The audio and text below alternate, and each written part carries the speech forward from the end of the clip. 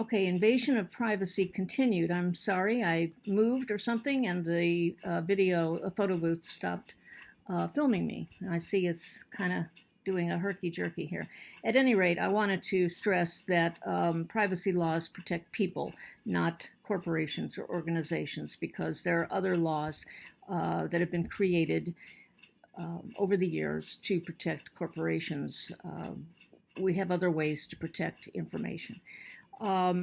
Moving right along, privacy laws equal emphasis on protection of one's feelings. Now, if you'll recall back on defamation, defamation laws protect your reputation, but privacy laws protect your feelings. Usually apply to live people only, living people only. Sometimes the right to exploit the market value of someone's identity can be inherited. The first one I always think of is Elvis Presley. His ex-wife, who was left in charge of all of his property, including his music and his movies and that sort of thing. Priscilla Presley owns his image, and she is able to license it to people to use. All of those fake Elvises you see out in Las Vegas, they have to pay a license fee in order to do that. And she's the one who benefits. And obviously he's no longer living, but and this is not something that very many people are able to make use of. So we've got privacy laws are protecting one's feelings, and defamation laws protecting one's reputation. And as I said at the very beginning, the U.S. Constitution does not contain the word privacy. There's no protection for privacy similar to the First Amendment's protection of speech and press. Nothing like it. So if privacy rights ever compete with speech rights, almost always speech or expression rights win over privacy rights. That's because our Constitution is the most valued, the most important law of the land. It's the first law of the land. So anything in the Constitution is going to beat anything not in the Constitution. So there are 4 invasion of privacy torts that we are protected from by common law, and you remember what common law is. And here they are. Number 1, unreasonable intrusions into private affairs. Number 2, publicity given to private facts. We know a lot of things that we do are publicly recorded, and we don't have protection over those. But things that are private, we're supposed to have protection over the release of that information. Number 3, appropriation of a person's name or likeness. And just think of Elvis Presley when you think of that. And 4, publication of information that unreasonably places a person in a false light. And I have said on occasion that you can err in journalism by commission or by omission. Sometimes you think, well, I said something and I shouldn't have said that, but sometimes you don't say something and you should have said it. You don't want to leave a false impression. Now, intrusion upon seclusion, which is the real name for invasion of privacy.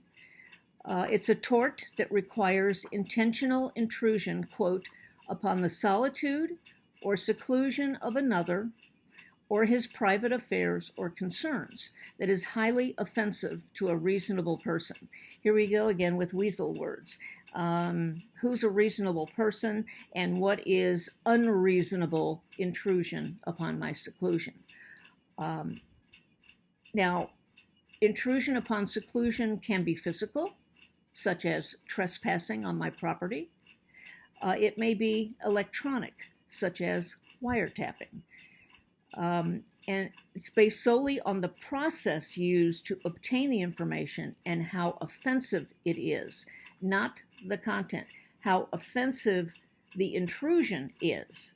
as opposed to how offensive what you might be saying is.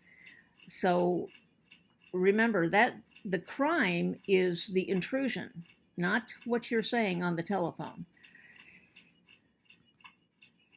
Now, staying with that, intrusion upon seclusion, there is no expectation of privacy in public. If you're walking down the street and somebody snaps a picture of you, you cannot sue that person. You are walking on a public street and you have no expectation of privacy.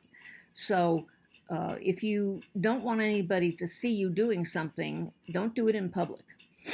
And according to our author of our textbook, quote, more than 25 states now consider it illegal to photograph a person's private parts in a public place. Say that over again to yourself. More than 25 states now consider it illegal to photograph a person's private parts in a public place. I guess there are people who do this. It would be probably for pornographic purposes. Now, there is a full expectation of privacy at home. And we're going to, it says see Diedemann v. Time, and I have a PowerPoint on that, and I'm going to tell you a little bit about that as well. Now, this is a quote from the Diedemann v. Time case. Quote, the First Amendment has never been construed to accord newsmen immunity from torts or crimes committed during the course of news gathering. What that says is that you, as a news gatherer, still cannot commit certain crimes or torts, even though you say, well, but I'm gathering news here. No, you still can't trespass. The First Amendment is not a license to trespass, to steal, or to intrude by electronic means into the precincts of another's home or office. And this includes if your office is in your home. Okay, we're going to stop right here and we'll continue in just a few minutes.